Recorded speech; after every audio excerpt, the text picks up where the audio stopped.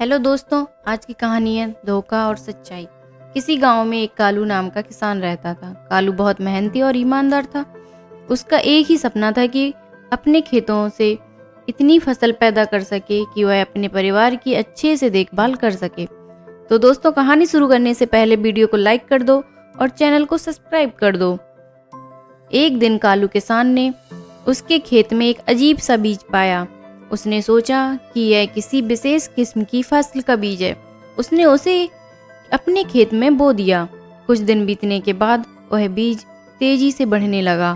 थोड़ी और दिन गुजरे तो देखा उसकी खेत हरी भरी फसल से भर गई थी।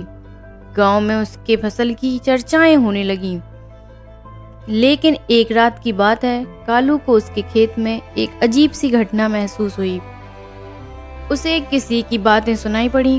वह चुपचाप से अपने खेत में छिप गया तो उसने देखा कि उसी के गांव के एक अमीर आदमी श्यामलाल कुछ और लोगों के साथ कालू की फसल को चुराने की प्लानिंग कर रहे थे। कालू को बड़ा गुस्सा आया, लेकिन उसने सोचा कि वह चालाकी से काम लेगा।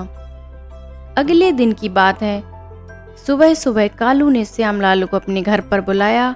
कालू ने कहा, भाई, मेरे पास एक विशेष किस्म की फसल है जो तुम्हारे लिए बहुत ही फायदेमंद होगी।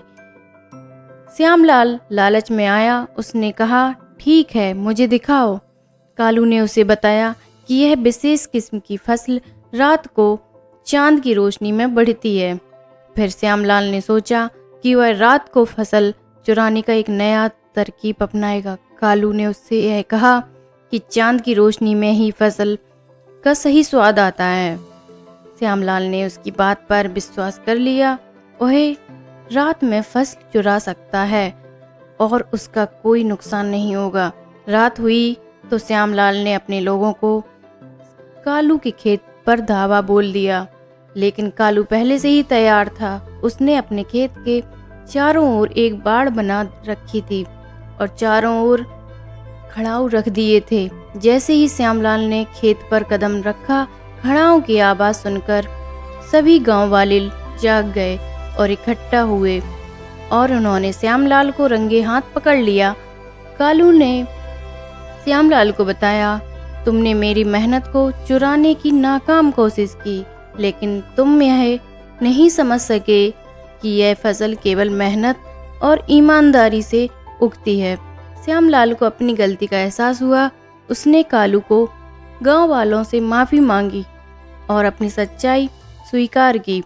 उस दिन के बाद श्यामलाल ने कालू से सबक सीखा और उसके साथ मिलकर काम करने का निर्णय लिया। इस तरह कालू ने न केवल अपनी फसल की रक्षा की, बल्कि एक धोखेबाज श्यामलाल को सच्चाई का महत्व भी सिखाया। गांव में एक नई मित्रता का आरंभ हुआ और सबने मिलकर काम करना सीखा। तो दोस्तों कहानी कैसी लगी कमेंट करके बताएं, और आपको कैसी कहानी पसंद है ये भी बताएं। और चैनल पर नए हो तो सब्सक्राइब बटन दबा लें, क्योंकि और भी मज़ेदार कहानियाँ आने वाली हैं।